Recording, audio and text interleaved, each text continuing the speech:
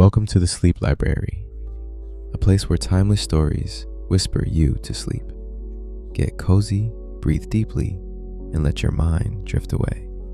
Tonight's story begins. Our journey this evening begins in the 19th century. The air is thick with coal smoke, factories groan like tired giants, and a man with a famously unruly beard sits in the British Library, scribbling furious notes in the margins of books. His name, Karl Marx. His mission, to explain why the world felt so broken, and why, just maybe, it didn't have to stay that way.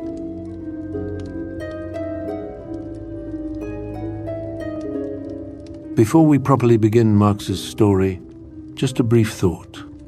If these calm explorations of significant lives help you unwind, please consider taking a moment to like this video and subscribe.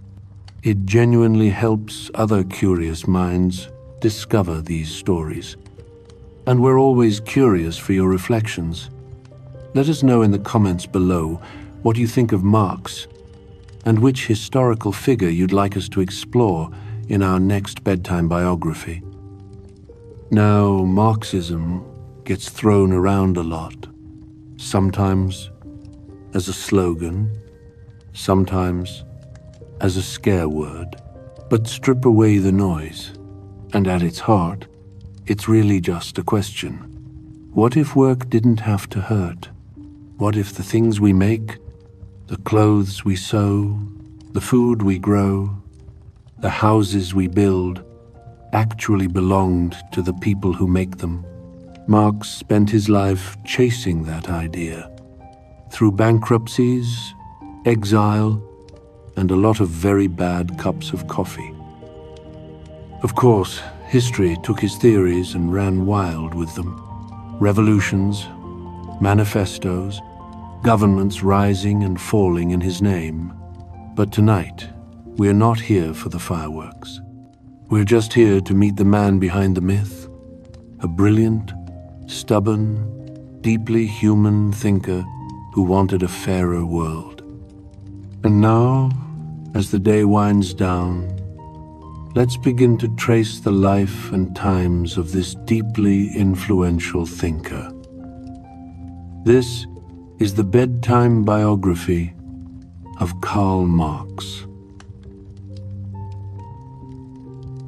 Chapter 1. The Boy Who Would Unmake the World.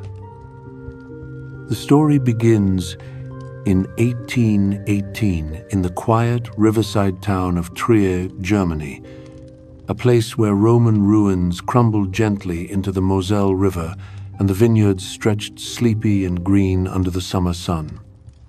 Here, in an unassuming house on Brückengasse Street, a boy named Karl Marx took his first breaths. His father, Heinrich, was a respected lawyer with Enlightenment ideals dancing in his head, a man who had converted from Judaism to Lutheranism more for career prospects than spiritual awakening. Young Karl would inherit that pragmatic streak, along with something far more combustible. The Marx household hummed with intellectual energy. Heinrich filled the home with volumes by Voltaire and Kant, while Karl's mother, Henriette, kept the pantry stocked with Dutch cheese and the children stocked with old Dutch proverbs. Young Karl absorbed it all. The books, the debates, the sense that the world might be reshaped by reason. By the time he reached the Friedrich Wilhelm Gymnasium, his teachers noted two things. First, that the boy wrote essays of startling depth for his age. And second, that he possessed what one instructor called a most unsettling habit of interrogating every premise placed before him. At 17, Marx penned his graduation essay on the union of the faithful with Christ. The language was conventional, but between the lines pulsed something radical. a vision of humanity united not by dogma, but by shared struggle. It was as if the young man already sensed the theme that would consume his life, that our earthly bonds matter more than heavenly ones. His headmaster, perhaps sensing trouble ahead, wrote in Karl's leaving certificate that while the student showed brilliance, his work suffered from an overabundance of intellectual energy. Meanwhile, the Rhine valley around him whispered of older stories. The ruins of Roman amphitheaters stood alongside medieval guild halls, all overshadowed by the Prussian bureaucracy that now governed Trier. The contradictions piled up like the vineyard terraces, ancient and modern, free and fettered, sacred and profane. Marx would spend his life dissecting such contradictions, though he couldn't have known it yet. For now, he was simply a bright young man with a shock of dark hair and a restlessness that no amount of Rhine wine could soothe. His father dreamed Karl would become a lawyer, respectable, comfortable, a continuation of the Marx family's hard-won bourgeois stability. But the boy who had grown up between Enlightenment books and Prussian censorship, between Jewish roots and Lutheran conversion, was already nursing questions too dangerous for courtrooms. In 1835, he left for university, carrying a trunk of clothes, a head full of ideas, and a heart primed for rebellion. The quiet banks of the Moselle would see him only occasionally after that. The prodigal son returning between exiles, each time a little more radical, a little more convinced that the world needed not careful reform, but revolutionary change. Chapter 2. Hegel's Angry Apprentice. The university years arrived like a storm, shaking loose whatever bourgeois restraint still clung to young Marx. Bonn in 1835 was all tavern brawls and dueling scars, a far cry from Trier's sleepy vineyards. 18-year-old Karl dove in headfirst, joining the Poets' Club, running up debts for fine tailored coats and Spanish cigars, even getting arrested for drunkenness one rowdy night. His father's letters grew increasingly desperate, mixing financial reprimands with paternal concern. "Your wild rampaging through the nocturnal streets," Heinrich wrote, "might perhaps be excused in a teenager, but not in a future statesman." But Marx wasn't destined for statesmanship. By 1836, he'd transferred to Berlin, trading Rhine wine for Prussian austerity. The University of Berlin's lecture halls smelled of ink and ambition, humming with the ideas of Georg Wilhelm Friedrich Hegel. Hegel's philosophy, that history progressed through dialectical clashes of opposing forces, electrified Marx. He joined the Young Hegelians, a circle of radical thinkers who took Hegel's methods and turned them against the Prussian state itself. Nights blurred into days, in smoke-filled rooms where they debated religion as the opium of the people and monarchy as an outdated relic. The transformation was startling. The law student who'd arrived in Berlin with dreams of a respectable career now scribbled passionate poetry about hellish darkness and the gods' downfall. His father, watching this philosophical rebellion unfold through increasingly erratic letters, grew frantic. "For God's sake," Heinrich pleaded, "when will you start living like a proper Christian and stop consorting with these atheistic intellectuals?" But Marx had already slipped his leash. He stopped attending law lectures altogether, letting his official studies wither while he devoured philosophy, history, and economics. By 1839, Marx was researching his doctoral thesis on ancient Greek materialism, a sly rebuke to the idealist philosophy dominating Germany. He submitted it not to conservative Berlin, but to the more liberal University of Jena, receiving his PhD in 1841 at just 23. The newly minted Dr. Marx imagined an academic career, but the Prussian government had other ideas. When his mentor Bruno Bauer was fired for radical views, Marx understood. The university gates were closed to him, and so the young philosopher stepped onto a different path, one that led not to ivory towers, but to radical journalism, revolutionary politics, and eventually into the waiting arms of a certain factory owner's son named Friedrich Engels. But that meeting, like so much else, would have to wait. For now, Marx left Berlin with a degree he couldn't use, ideas too dangerous for Prussia, and a restlessness that would carry him across Europe and into history. The party student was about to become a revolutionary. The hangovers would continue, but now they'd be accompanied by something far more potent, a rising fury at the world as it was, and a burning determination to remake it.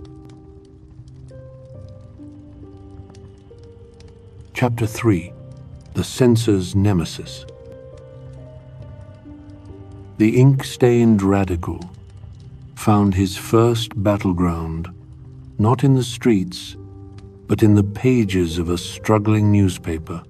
Cologne, 1842, Marx, now 24 and brimming with untested theories, took the helm of the Rheinische Zeitung.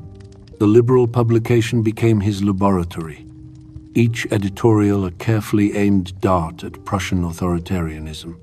He wrote about the plight of Moselle wine growers crushed by taxes, mocked the censors who redacted his articles, and slowly honed his signature style, that potent mix of scholarly rigor and biting sarcasm. The paper's circulation tripled under his leadership, much to the government's dismay. But Prussian patience wore thin. When Marx defended the right of peasants to gather fallen wood from aristocratic forests, his first serious engagement with property rights, the authorities pounced. The paper was shuttered in March 1843. Its final issue printed entirely in red ink as a defiant farewell. Marx, now blacklisted across German states, faced a choice: silence or exile. He chose exile with typical flourish, marrying his sweetheart Jenny von Westphalen that summer before crossing into France. Paris, in 1843, was a revelation. The air smelled of revolution and cheap tobacco, its cafes buzzing with political exiles from across Europe.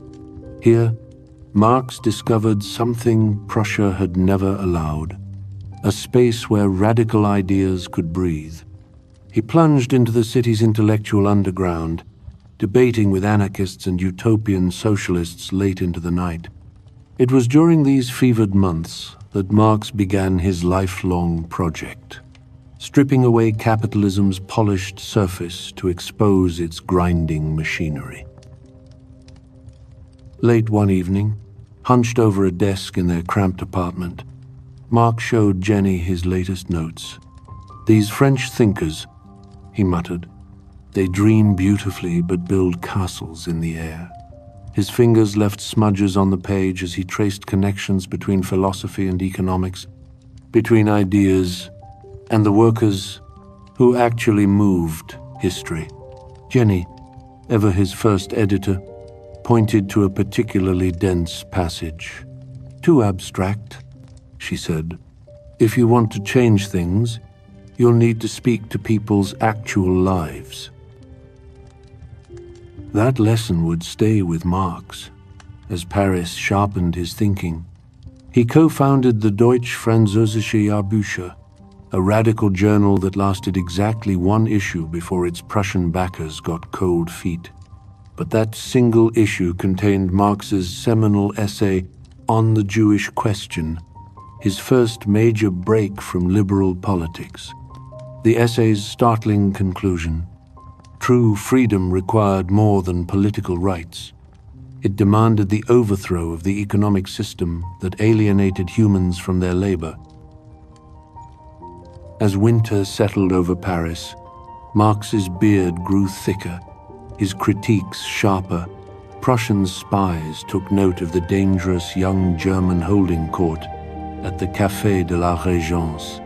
By January 1845, the French government, pressured by Berlin, issued an expulsion order. Marx packed his books again, this time heading for Brussels. He didn't know it yet, but his years of wandering exile had only just begun. Nor could he guess that his most fateful encounter with a sharp-eyed textile heir who'd just published a scathing indictment of English factories waited just around the corner. The radical journalist was about to meet his other half.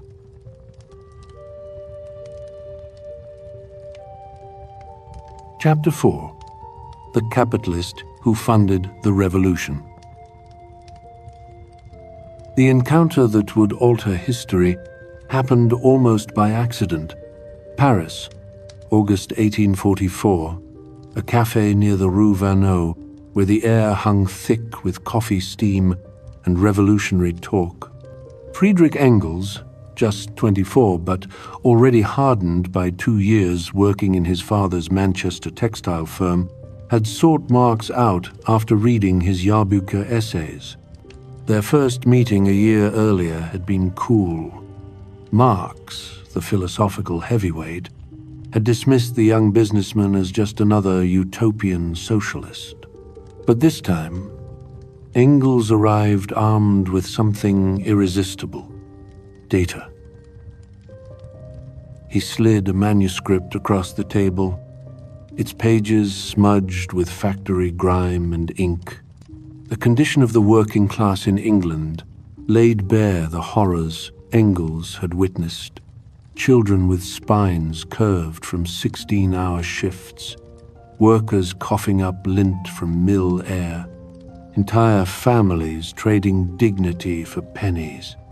Marx, who had theorized about alienation from the comfort of libraries, found himself staring at the visceral reality. As Engels spoke, his voice, low but urgent, about wage slavery and the machinery of exploitation, something clicked.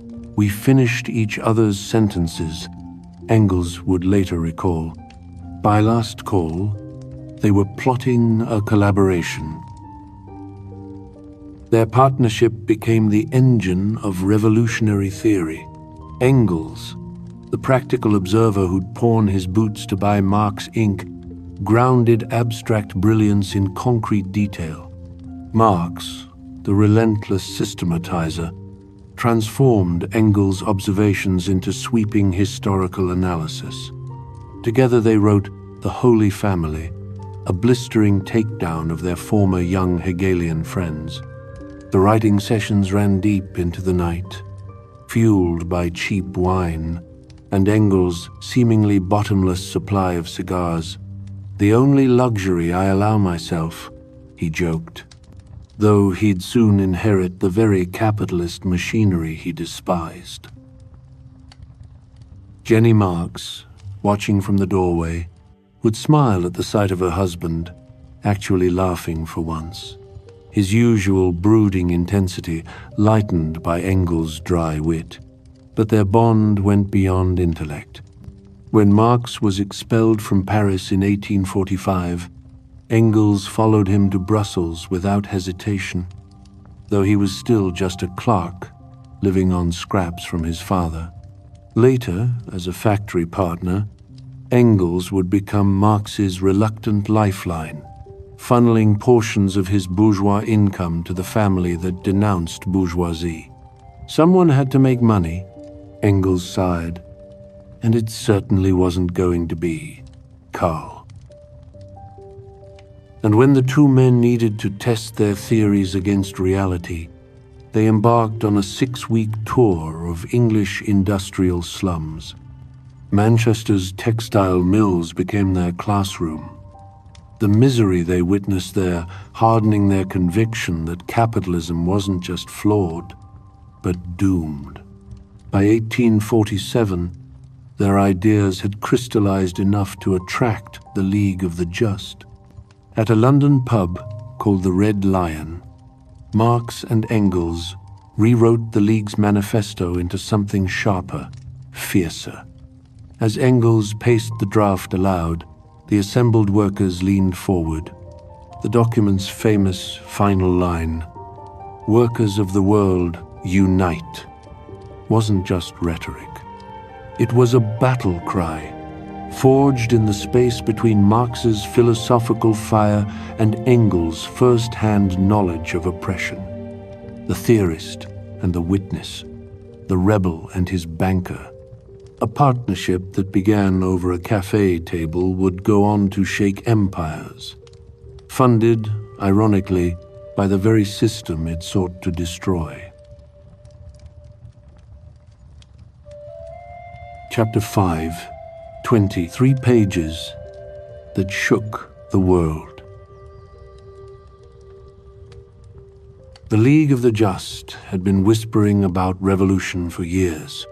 A scattered network of German exiles and disgruntled tailors meeting in London backrooms. But when Marx and Engels arrived in 1847 with their manifesto draft, the whispers became a roar. The group renamed itself the Communist League, shedding its old conspiratorial mysticism for something bolder, a scientific blueprint for class war. That winter in Brussels, Marx's cramped apartment became the League's unofficial headquarters. Jenny Marx served tea to a rotating cast of shoemakers and printers, while her husband paced, dictating passages that would become the Communist Manifesto. Engels, ever the editor, trimmed Marx's Germanic sentences into razor-sharp prose. "A spectre is haunting Europe," Marx began one midnight, pausing as Engels scribbled a marginal note. Too poetic, but the phrase stayed, its ominous rhythm perfect for the coming storm. The manifesto was less a book than a detonation, just 23 pages that reduced human history to a single law. The history of all hitherto existing society is the history of class struggles. It painted capitalism as a vampiric system, praised the bourgeoisie for its revolutionary destruction of feudalism, then declared its inevitable collapse. The writing crackled with caustic wit. The bourgeoisie has stripped of its halo every occupation hitherto honored. It has converted the physician, the lawyer, the priest, into its paid wage laborers. When revolution erupted in Paris in February 1848, toppling the monarchy in 3 chaotic days, the manifesto seemed prophetic. Marx, expelled from Brussels, raced to Paris as exiled German radicals hailed him as their theorist. By April, he'd launched a new radical paper in Cologne, the Neue Rheinische Zeitung, urging German workers to push beyond bourgeois reforms. Engels, ever the soldier-philosopher, took up arms with revolutionary fighters in Baden. But the tide turned fast. By 1849, Prussian troops crushed the rebellions. Marx's paper was shut down, its final issue printed in defiant red ink. Facing arrest, he fled to London with Jenny, now pregnant with their 4th child, and what little remained of their possessions. Engels, after a harrowing escape through Switzerland, followed. As they regrouped in a damp Soho tenement, the scale of their failure became clear. The revolutions had collapsed, the Communist League was in tatters, and their manifesto had sold barely 100 copies. Yet, in that cramped exile, something curious happened. The manifesto began circulating underground, smuggled into Germany in bales of cotton, passed hand to hand in French worker circles. A text, written in haste, was becoming scripture for a movement just beginning to stir. Marx couldn't know then that his pamphlet's most famous lines would one day echo in every language on earth. For now, there was only the damp London cold, the cries of his malnourished children, and the slow, stubborn work of thinking anew. Chapter 6. The Museum Prophet. London, in the 1850s, greeted the Marx family like a damp, unrelenting cough. Their two-room flat in Soho's Dean Street smelled of stale bread and wet wool, the walls so thin they could hear their neighbors' arguments verbatim. Marx, now stateless and penniless, spent his mornings trudging through the fog to the British Museum's reading room, a temple of knowledge where he could warm his frozen fingers while studying parliamentary reports on factory conditions. The museum attendants knew him as that German doctor who occupied the same seat from opening until closing, surrounded by teetering stacks of books, his marginal notes growing increasingly furious as he traced capitalism's veins through dry economic data. At home, the reality was grimmer. 3 of their children, Guido, Franziska, and Edgar, would die in those years, victims of malnutrition and the tuberculosis that flourished in London's tenements. Marx pawned his coat in winter to buy medicine, then sat shivering as he wrote articles for the New York Tribune under the pseudonym A London Correspondent, ironic dispatches about European politics that paid just enough to keep the bailiffs at bay. Jenny, once a Prussian aristocrat's daughter, learned to stretch a single loaf of bread across 3 days, her hands red from scrubbing clothes in the shared washtub.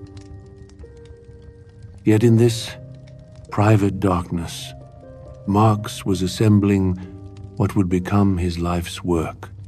The notes he scribbled in the museum, filled with equations tracking cotton prices alongside worker starvation, were the first threads of capital. He wrote in a frenzy, often standing at his desk to stay awake, his children's coughs drifting through the thin walls. When little Edgar died in 1855, Marx buried his grief in work, telling Engels, "I must save what can still be saved." The manuscript grew in fits and starts, interrupted by boils on his skin, nervous eruptions from stress, and squabbles with other exiled revolutionaries who accused him of abandoning practical politics for theory. Through it all, Engels remained the lifeline. His monthly remittances, Marx's sardonic term for the money, arrived like clockwork, though Engels himself was trapped in Manchester managing the family firm he loathed. Their letters chronicled the absurd duality of their lives. Engels describing textile profits that funded Marx's rent, while Marx detailed his latest discoveries about surplus value, the hidden theft embedded in every industrialist's ledger. By 1857, a global financial crash sent Marx rushing back to the museum with renewed urgency. "The deluge is coming," he wrote to Engels, convinced capitalism's contradictions would finally explode. Instead, the system adapted. Factories reopened, and Marx, still unpublished, found himself again at square one. But something had shifted in those years of quiet desperation. The man who emerged from the 1850s was no longer the fiery young journalist, but a scholar who had stared into capital's abyss and begun mapping its contours. The first volume of Capital remained unfinished, its pages stained with tea and tobacco, but its central insight now burned clear, that the whole system rested on a simple, brutal alchemy, the conversion of human sweat into gold, of living labor into dead capital, and Marx, the eternal exile, would spend the rest of his life documenting that crime in meticulous, world-shattering detail. Chapter 7. The Monster in the British Museum. By the 1860s, Marx had become a permanent fixture of the British Museum's reading room, a shaggy, ink-stained spectre haunting the economics section. The attendants knew his routine. Arrive at opening bell. Claim seat 07. Demand the latest factory inspection, reports, and scribble furious notes until his hands cramped. His beard had gone grey, his cough worsened by London's pea soup fog, but his mind burned hotter than ever. On the desk before him, a monstrous manuscript grew like some unholy cross between a PhD thesis and a Molotov cocktail. Its name? Das Kapital. Its mission? To autopsy capitalism down to its twitching, bloodless heart. The writing process was equal parts scholarly rigor and slapstick tragedy. Marx's carbuncles, those painful boils, plaguing him since the 1850s, flared up whenever he sat too long, forcing him to write standing up like some Victorian-era standing desk enthusiast. His letters to Engels read like a hypochondriac's diary. The damned boils have migrated to my arse, making both thinking and sitting equally impossible. Meanwhile, Jenny pawned the family silver, again, to buy paper, while little Eleanor Marx, age 6, practiced her letters by copying out passages about commodity fetishism. Domestic life had become a bizarre blend of bourgeois routine and revolutionary fervor. Breakfast conversations might veer from little Laura's piano lessons to the precise rate at which factory owners sucked the life from workers. Capital wasn't so much written as exhumed, each chapter mined from 20 years of research. Marx filled it with Gothic horror stories of industrial England, children's bones softening from phosphorus fumes, seamstresses collapsing after 30-hour shifts, entire families living in workhouse coffins. Literally, some London shelters rented out wooden boxes for a penny a night. He deployed sarcasm like a scalpel, dedicating pages to mocking the theological niceties of economists who treated markets as natural laws rather than human inventions.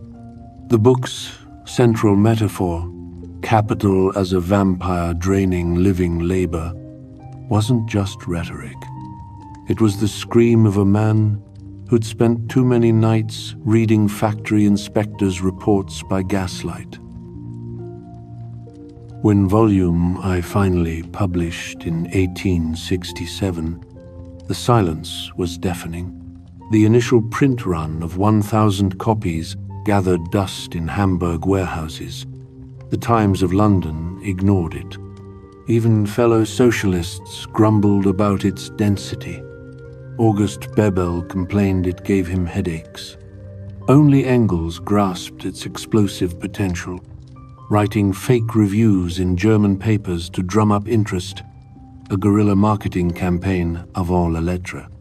Slowly, improbably, it found its audience. Self-taught factory workers in Leipzig, passing its equations after shifts, Russian nihilists, smuggling copies past the Tsar's censors, even the odd, curious bourgeois, who presumably needed help sleeping.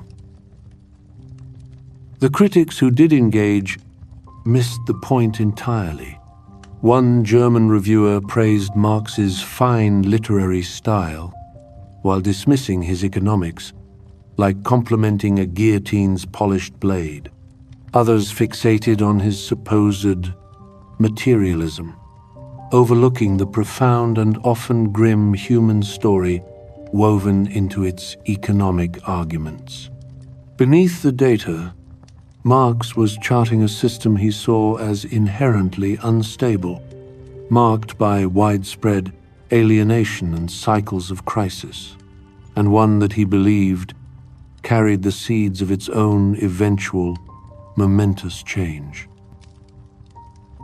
Through it all, Marx kept revising, expanding, and, in classic Marx fashion, procrastinating. Volumes 2 and 3 existed only as chaotic drafts, their pages littered with digressions about medieval land rights and the chemical composition of fertilizer. He'd promise Engels just 6 more weeks of edits, then disappear down rabbit holes for months, emerging with 50 new pages on cotton spinning techniques, but 0 completed chapters. The project became his white whale, his King Lear, his never-ending chess game against an economic system that kept changing the rules. And yet, for all its unfinished state, Capital achieved something remarkable. It made the invisible visible, turning the mundane horrors of factory life into evidence of a system built on stolen time. When Manchester textile workers began quoting its passages at union meetings, when German socialists used its formulas to calculate fair wages, Marx allowed himself a rare moment of pride. The book that began as a whisper in the British Museum was becoming a weapon, one that would outlive its author, its first readers, even the 19th century itself. The monster was loose. Chapter 8: The International Brotherhood of Very Angry Men. London, September 28th, 1864. A large public meeting convened at St. Martin's Hall in Long Acre, the air buzzing with anticipation and the fervent discussions of a diverse assembly. French Proudhonists, Italian Republicans, British trade unionists, and German exiles whose revolutionary zeal had not waned since 1848 gathered, all championing workers' rights in a medley of languages. Karl Marx was a pivotal figure in attendance, soon to become the leading mind of the International Working Men's Association, history's first socialist supergroup, which was founded at this very event. The First International was born from equal parts idealism and desperation. European workers were getting crushed between industrial capitalism's gears, English textile mills paying starvation wages, French miners living like moles underground, German children losing fingers in factories. Marx, now playing elder statesman at 46, saw an opportunity. "We must become the generals of the working class," he told Engels, though neither had ever held a gun. The plan? Unite every radical faction under one banner. The problem? Radicals hate unity almost as much as they hate capitalists. Marx's genius was making the International's founding documents vague enough to please everyone. The statutes promised the emancipation of the working classes, without specifying how. The inaugural address, penned by Marx in one caffeine-fueled night, denounced capitalism with Shakespearean flair. The misery of the working masses has not diminished from 1848 to 1864, while carefully avoiding words like revolution or dictatorship. It was revolutionary politics, as Rorschach test. French anarchists saw decentralized communes. British trade unionists saw better wages, and Marx saw the seeds of his scientific socialism. For a glorious few years, it worked. The International became a clearinghouse for labor unrest across Europe. When Paris bronze workers went on strike, London dockers sent funds. When Swiss factory owners cut wages, German pamphlets appeared mysteriously in workers' lunch pails. Marx, the nominal head of this ragtag empire, spent his days mediating between factions while secretly maneuvering to purge anarchists from the ranks. His nemesis? Mikhail Bakunin, a bear-sized Russian anarchist who believed in spontaneous uprisings and, allegedly, ate 12 raw eggs for breakfast. Their ideological feud played out in increasingly petty letters. Marx mocking Bakunin's childish plans, Bakunin calling Marx a slippery Jew. The whole experiment came crashing down in 1872, when Marx basically pulled a corporate takeover. Fearing Bakunin's faction would win control, he had the International's headquarters moved to New York, the 19th century equivalent of transferring your rival's department to Antarctica. The organization limped along for 4 more years before dissolving, bankrupt, and divided. Yet, like most of Marx's failures, the First International left fingerprints everywhere. It proved workers could organize across borders. It turned terms like proletariat and bourgeoisie into household words. And it gave us the original leftist infighting playbook, every socialist schism since, from Trotskyists versus Stalinists to Bernie Brothers versus Warren Democrats, owes something to those smoke-filled rooms.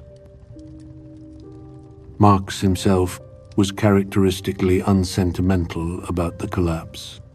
The International has done its work, he shrugged, already elbow deep in notes for Capital's next volume. Besides, history had a funny way of resurrecting his projects when least expected. Within months, Parisian workers would rise up in the Commune, and suddenly everyone would be quoting Marx again. Chapter 9. 72 Days That Shook the World. Paris, March 1871. The city smells of gunpowder and fresh-baked bread, an unlikely combination that perfectly captures the moment. The workers have taken control, not through some carefully plotted Marxist revolution, but because the French government has literally fled, abandoning the capital to the Prussians and its own citizens. What emerges is history's first workers' state, the Paris Commune, a chaotic experiment in radical democracy where waiters debate economics in City Hall and artists redesign the school curriculum. Our bearded theorist in London nearly chokes on his tea when he hears the news. After decades predicting proletarian revolution, here it is, unfolding spontaneously, messily, and completely contrary to his expectations. The communards haven't read Capital, still barely selling, haven't waited for historical conditions to ripen, haven't even consulted him. For 2 months, Marx oscillates between exhilaration and sheer panic, firing off letters to Paris that arrive too late to matter. The Commune's innovations read like a socialist fever dream. Factories seized and turned into cooperatives, church property redistributed, the standing army abolished. A Hungarian midwife turned revolutionary. Natalie Lemmel organizes free communal kitchens. A radical school teacher, Louise Michel, leads women's battalions to the barricades. The Louvre becomes a political club where artists debate workers' rights. It's everything Marx theorized about, and nothing like he imagined. Back in London, Engels paces their cramped study, gleefully updating battle maps, as if watching a particularly exciting football match. "They're holding Montmartre," he crows one day, only to groan the next. "The Versaillese have retaken the cannons." Marx, meanwhile, scribbles furious notes for what will become the Civil War in France, his analysis of the unfolding drama. His writing captures the Commune's tragic beauty, the glorious harbinger of a new society, even as he knows how this story ends. And oh, does it end. In May, the French government troops storm Paris with a brutality that shocks even veteran war correspondents. The cobblestones run red as some 20,000 communards are executed in a single week. Women are gunned down, clutching their children. Radicals are lined up against the Mur des Fédérés and shot so efficiently the wall still stands today, pockmarked with bullet holes. The Seine, witnesses claim, flows crimson for days. When the smoke clears, Marx's pamphlet becomes required reading for radicals worldwide.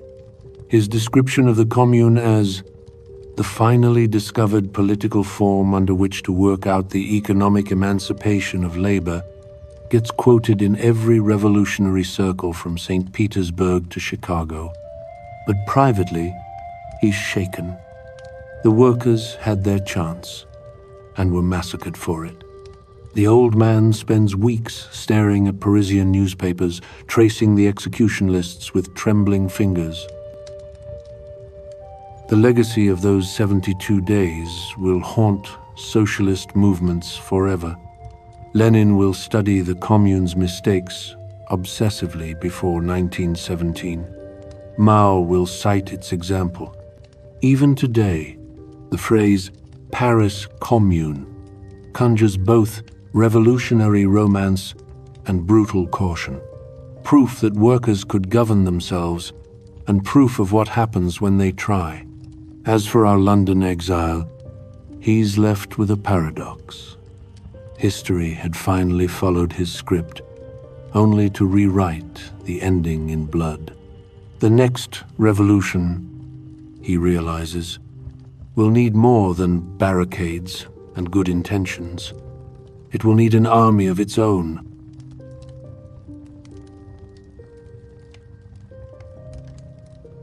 Chapter 10.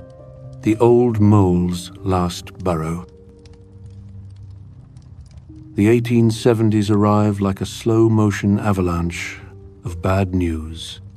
Marx's body is falling apart. His lungs wheeze like broken bellows. His skin erupts in angry boils. And his liver has apparently declared independence. The revolutionary who once wrote of capitalism's inevitable collapse now spends more time discussing his own inevitable collapse with a rotating cast of quack doctors. "I am a machine condemned to devour books," he groans to Engels, "and now the damn machine is breaking down. Jenny's cough worries him more. His wife of nearly 40 years, the Prussian aristocrat who chose exile and poverty beside him, now moves through their London home like a ghost. The woman who once hosted Europe's radicals in her parlor while quietly pawning the family silver can barely climb stairs without gasping.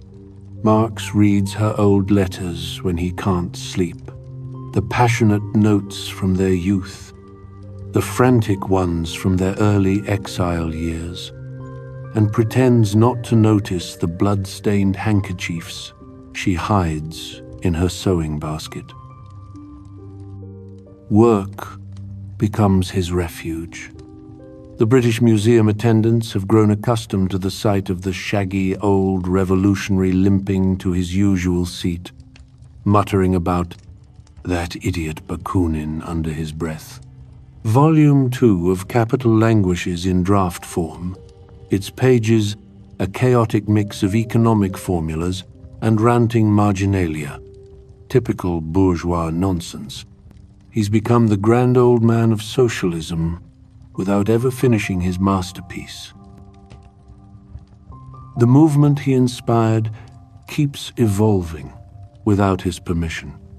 German socialists win Reichstag seats through elections rather than uprisings. Russian radicals write to him as if he's the Oracle of Delphi, asking whether peasant communes could skip capitalism entirely. Even the English press treats him with a strange new respect. The Times runs a profile calling him the most feared thinker in Europe, which at least beats being ignored. Then comes the hammer blow. Jenny's death in 1881. Marx is too ill to attend the funeral. Lying in bed, listening to the rain patter against the window as they bury the woman, who was his first editor, fiercest defender, and last tether to bourgeois respectability. When he finally visits the grave months later, he collapses into his daughter Eleanor's arms, sobbing so violently the cemetery attendants look away. The Moor is dead too, Engels tells friends afterward. The end comes 2 years later, in that familiar armchair by the fire. A housekeeper finds him slumped over, a half-written page on his lap. Yet another note about the Russian peasantry. The death certificate lists bronchitis and pleurisy, but anyone who knew him understood the real cause. 40 years of exile, grief, and 16-hour workdays will burn through even the toughest revolutionary. At the funeral in Highgate Cemetery, Engels delivers the eulogy to 11 mourners. His name will endure through the ages, he promises, though the London papers barely note the passing of this notorious agitator. The tombstone bears no mention of manifestos or revolutions, just that famous final call to action: workers of all lands, unite. Back in the empty house on Maitland Park Road, Engels opens the dreaded notebooks. 2 unfinished volumes of Capital stare back at him in near indecipherable scrawl, the chaotic legacy of history's most meticulous critic of chaos. The old soldier sighs, rolls up his sleeves, and reaches for the whiskey. The revolution, it seems, will need an editor.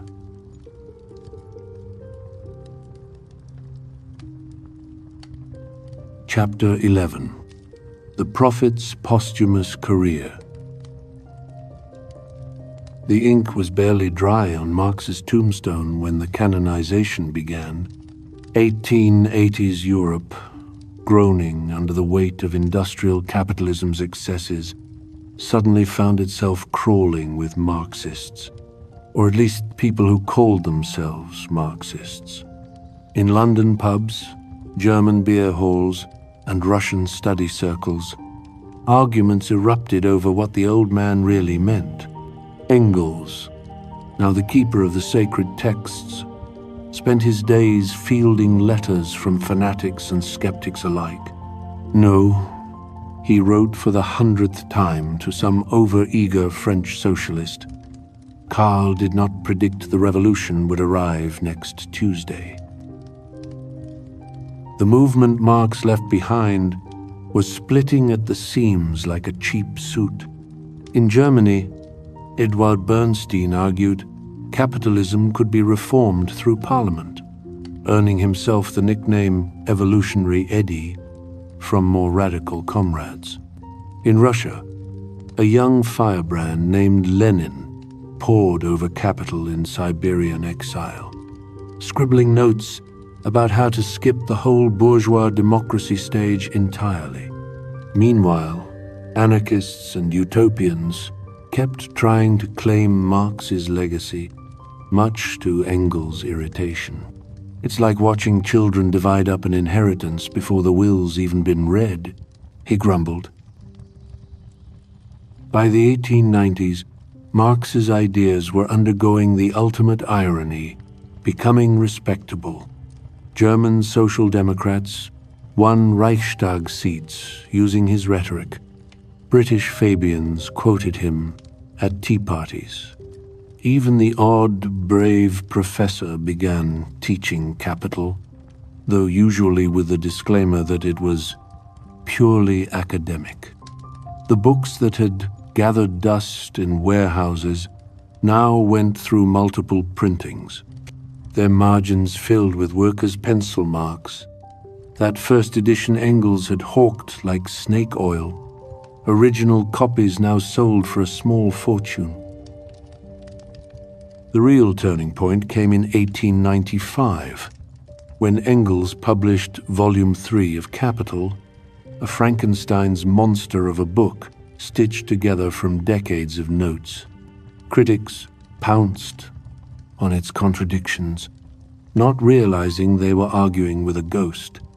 Marx's theories about capitalism's inevitable collapse suddenly seemed less convincing during Europe's economic boom. The old mole has gone blind, crowed one bourgeois newspaper. But history had a funny way of vindicating Marx just when everyone counted him out. The 1905 Russian Revolution, though crushed, proved workers could rise up, and Lenin's faction took careful notes. By 1914, the movement faced its greatest test. When European socialist parties abandoned international solidarity to support their nation's war efforts, it seemed Marx's dream of worker unity had died in the trenches. But in Zurich, a certain bold revolutionary pored over the Communist Manifesto and saw opportunity in the carnage. Imperialism is capitalism's highest stage, Lenin wrote, giving Marx's theories a fresh coat of paint for the new century. Then came 1917. When the Bolsheviks stormed the Winter Palace, they did it under Marx's banner, literally. His face adorned their posters, his phrases filled their decrees. The man who'd spent his life as a penniless exile was now the patron saint of a workers' state. Back in Highgate Cemetery, someone placed a wreath on the grave inscribed, "Your theory became reality." Engels, had he lived to see it, might have wept, or possibly face-palmed, because this wasn't exactly what they'd envisioned. The revolution had come not in advanced industrial Germany, but backward, peasant-filled Russia. The dictatorship of the proletariat looked suspiciously like, well, a dictatorship. And Marx's careful critique of capitalism was being turned into state dogma, complete with heresy trials for anyone who interpreted it differently. The ghost in the machine was loose, and nobody, not the capitalists, not the socialists, certainly not the dead philosopher himself, could control where it went next.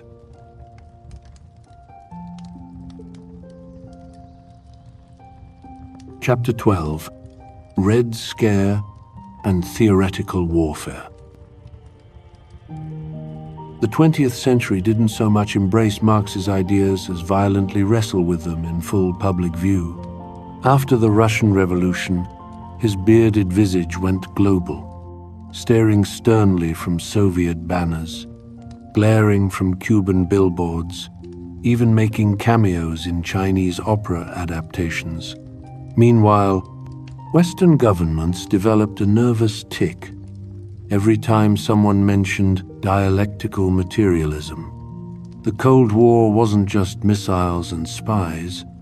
It was the world's most intense book club debate gone horrifically wrong.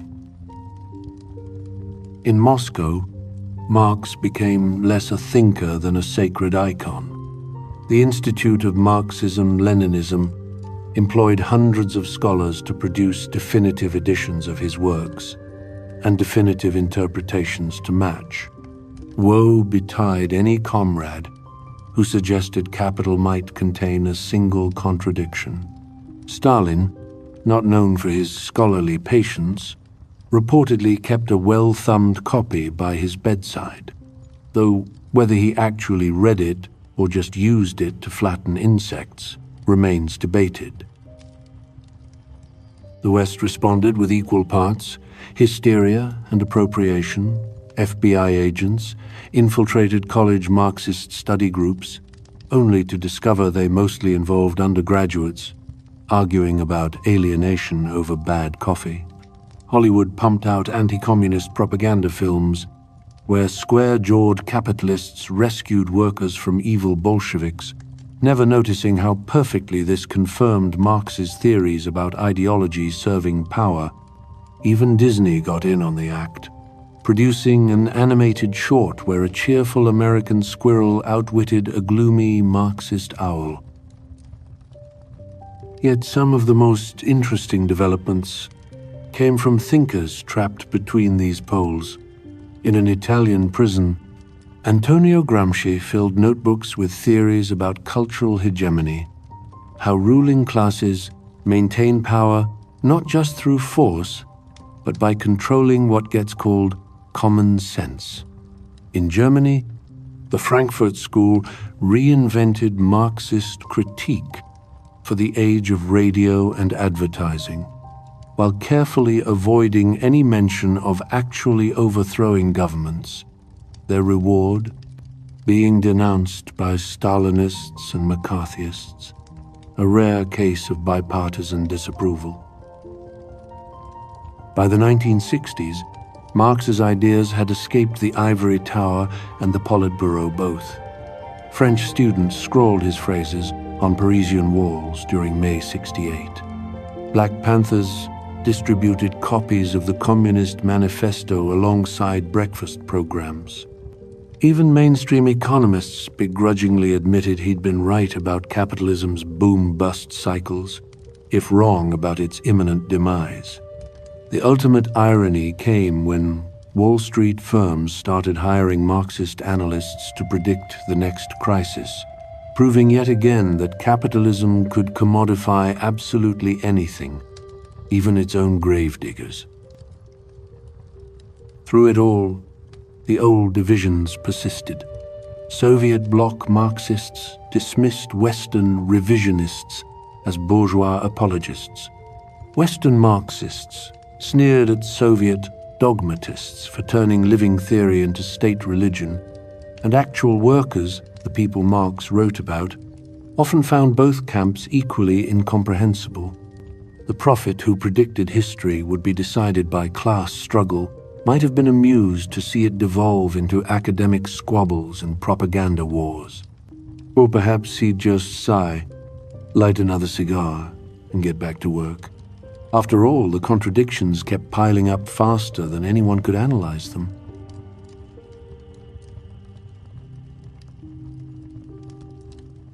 Chapter 13. Marx Goes Viral. The 21st century was supposed to bury Marx for good. With the Soviet Union dissolved, and China embracing socialism with capitalist characteristics, even his most devoted followers began nervously updating their resumes. But history, that sly dialectician, had other plans. As the new millennium unfolded, the old theorist staged a comeback so improbable it would make a Hollywood producer blush, not as a revolutionary icon, but as the patron saint of disaffected millennials, overworked gig workers, and anyone who'd ever stared at their Uber rating with existential dread. The Great Recession of 2008 served as Marx's unlikely revival tour. As Wall Street banks collapsed and governments bailed out billionaires, something peculiar happened. Sales of capital spiked by 400%. Suddenly, everyone from Occupy Wall Street protesters to befuddled economics professors found themselves thumbing through the same dense Victorian prose that had gathered dust for decades. The irony was delicious. The same financial institutions Marx had predicted would self-destruct were now inadvertently driving people to his work.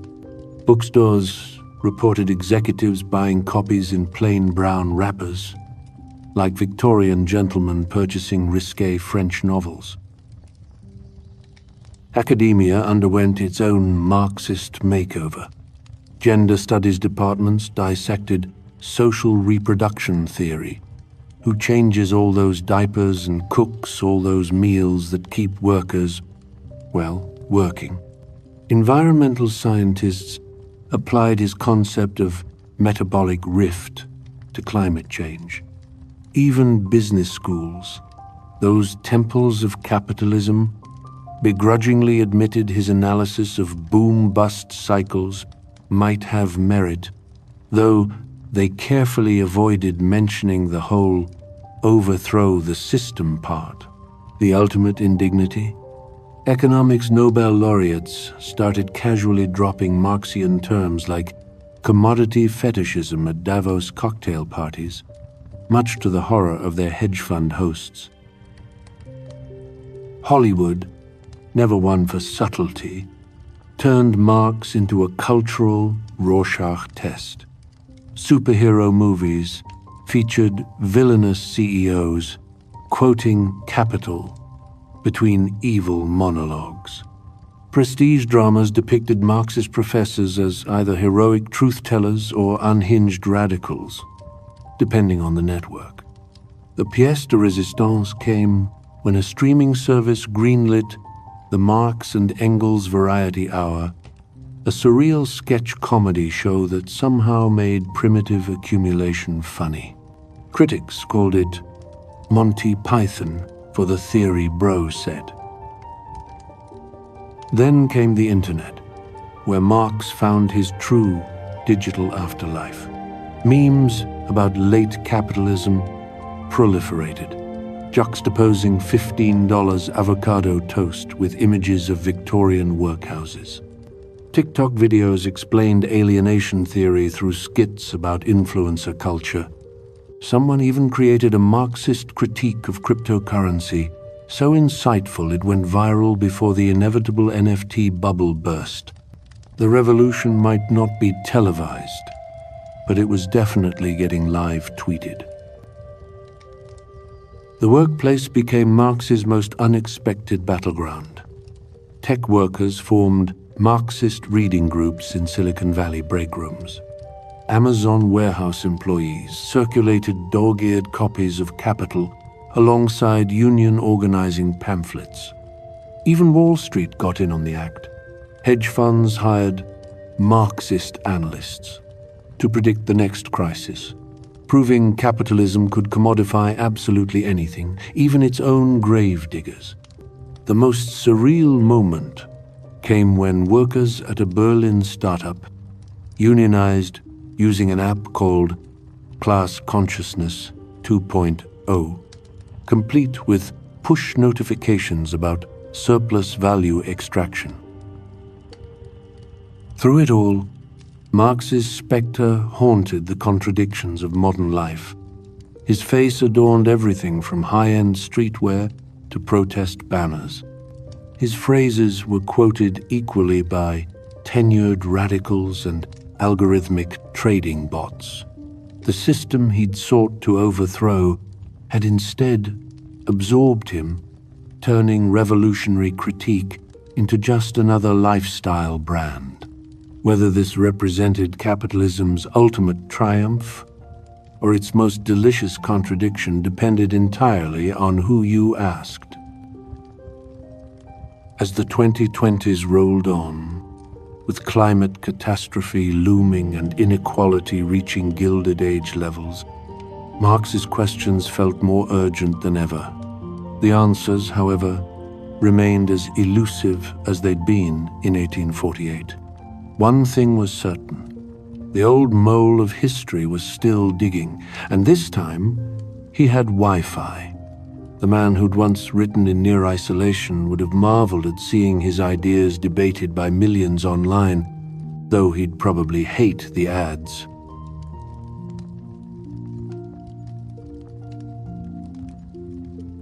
Chapter 14. The Ghost in the Theory Machine. For all his brilliance, Marx left behind a minefield of unanswered questions and unintended consequences. The intellectual equivalent of a revolutionary IED that kept detonating in unexpected places. The man who saw capitalism's flaws with crystal clarity somehow missed how nationalism would trump class solidarity, how consumer culture would absorb dissent like a sponge, and how his own phrases would be weaponized by regimes he might have despised.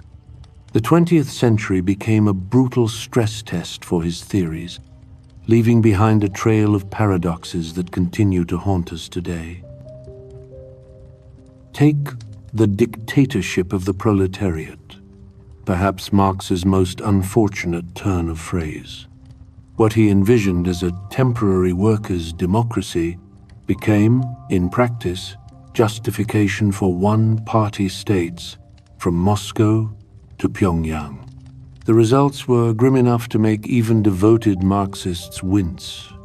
Show trials conducted in the name of dialectical materialism, gulags justified as re-education, and 5-year plans that somehow never quite reached year 6.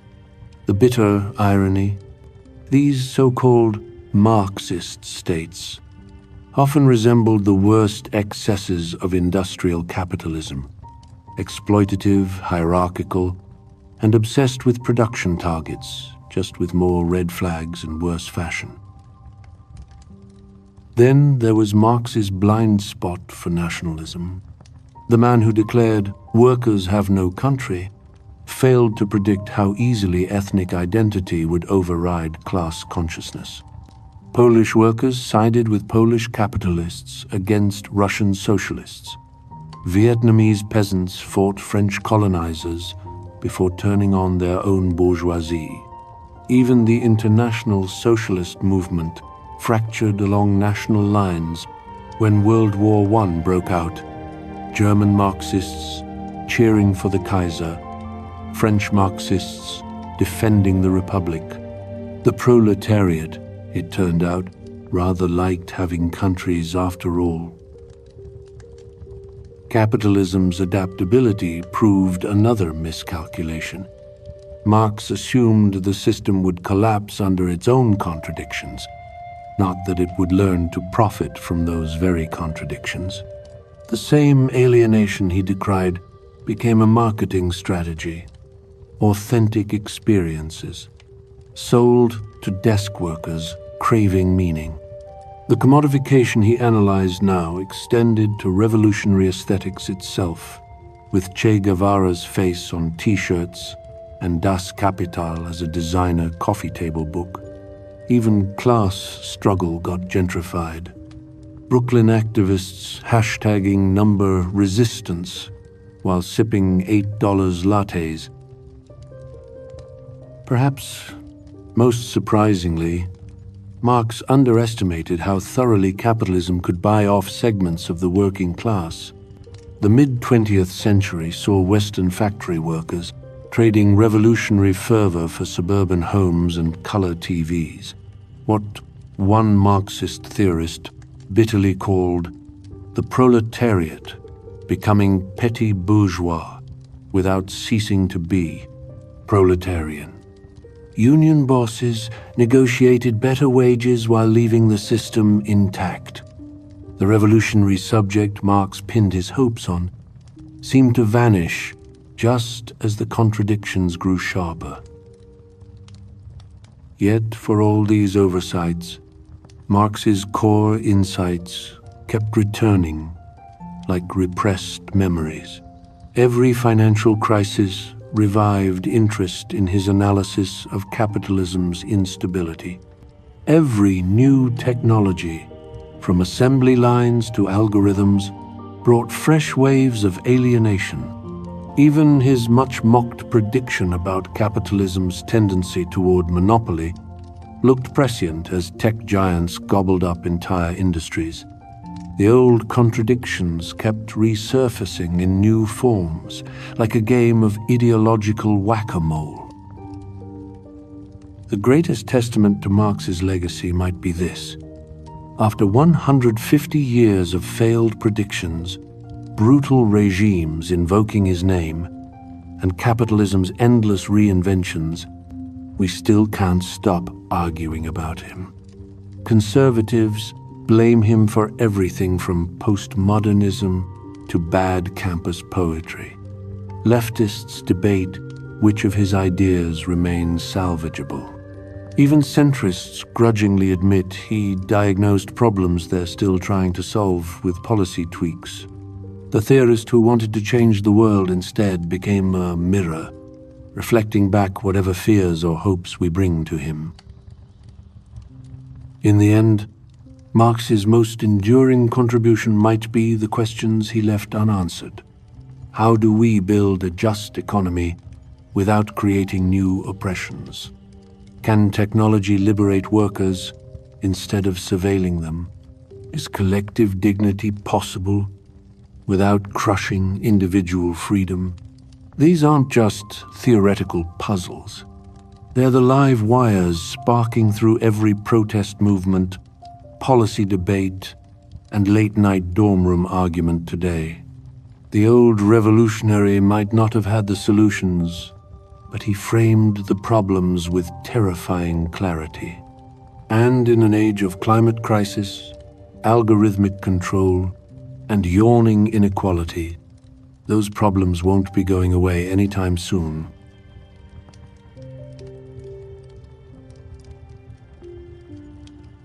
Chapter 15. Marx in the Age of Algorithmic Overlords. If the old revolutionary were to materialize in our world today, perhaps summoned by the collective frustration of gig workers or the eerie glow of cryptocurrency mining farms, he'd find both his wildest predictions and worst, nightmares coming true in equal measure. The 21st century has become a funhouse mirror version of his prophecies. Billionaires launching themselves into space while their workers struggle to afford insulin, artificial intelligence threatening to make human labor obsolete, and climate change proving that capitalism's externalities might just kill us all. The contradictions he identified haven't been resolved. They've metastasized into weirder, more virulent forms. Take the modern workplace.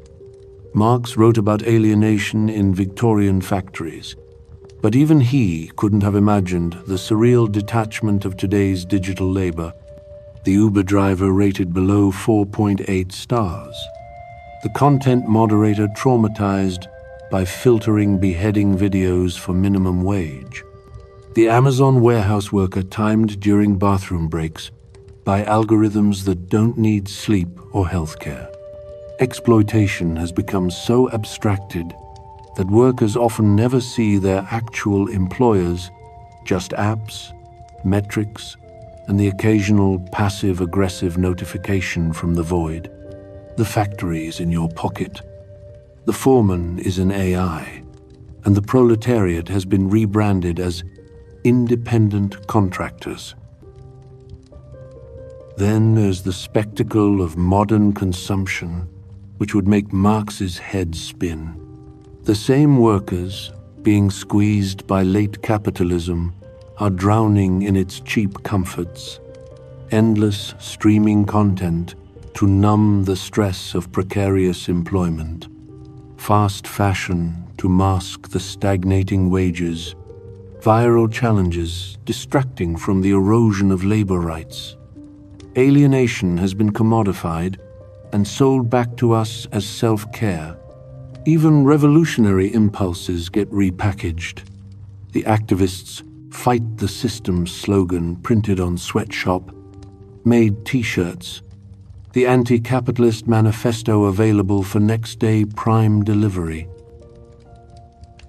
Climate change presents the most brutal confirmation of Marx's ecological foresight.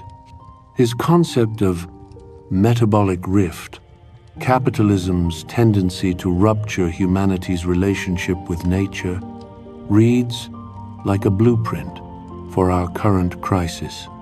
The same system that treats workers as disposable also treats the planet as an infinite resource and bottomless waste dump. The irony?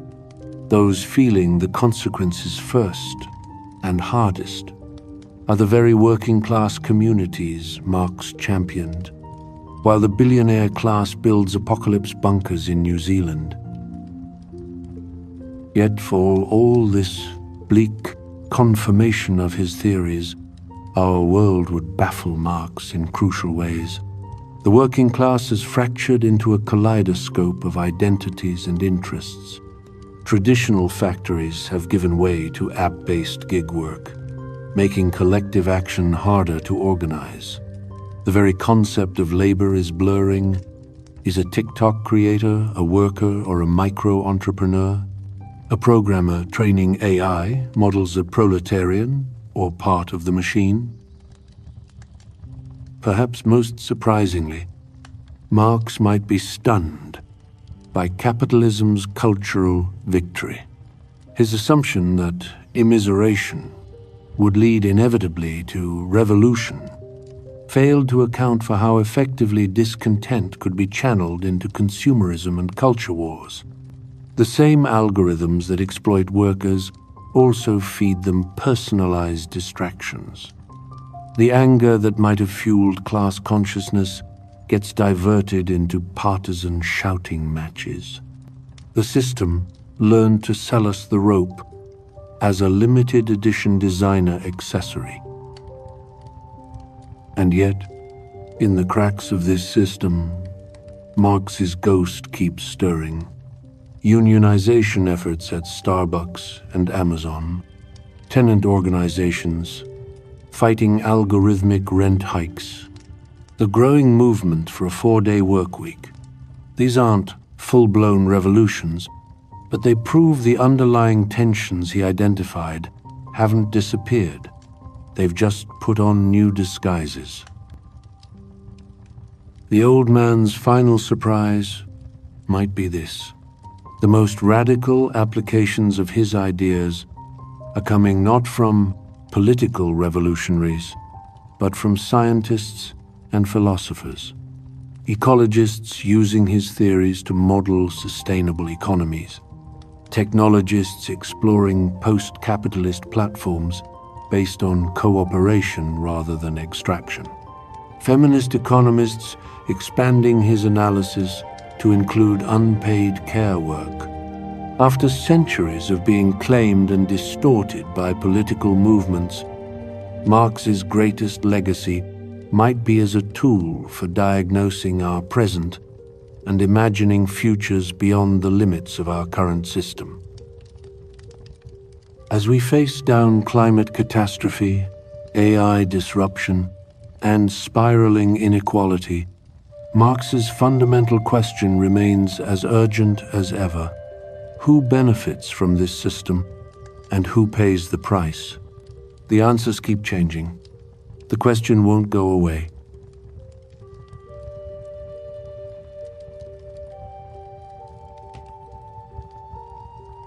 Epilogue: The Spectre That Still Walks.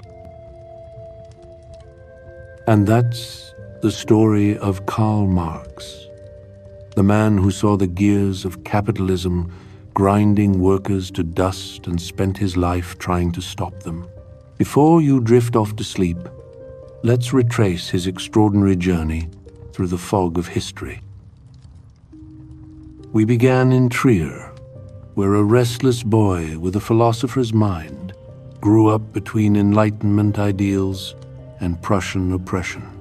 That young Marx, brilliant, argumentative, and allergic to authority, would become the revolutionary who fled across Europe, from Cologne's censored newspapers to Parisian cafes buzzing with radical dreams.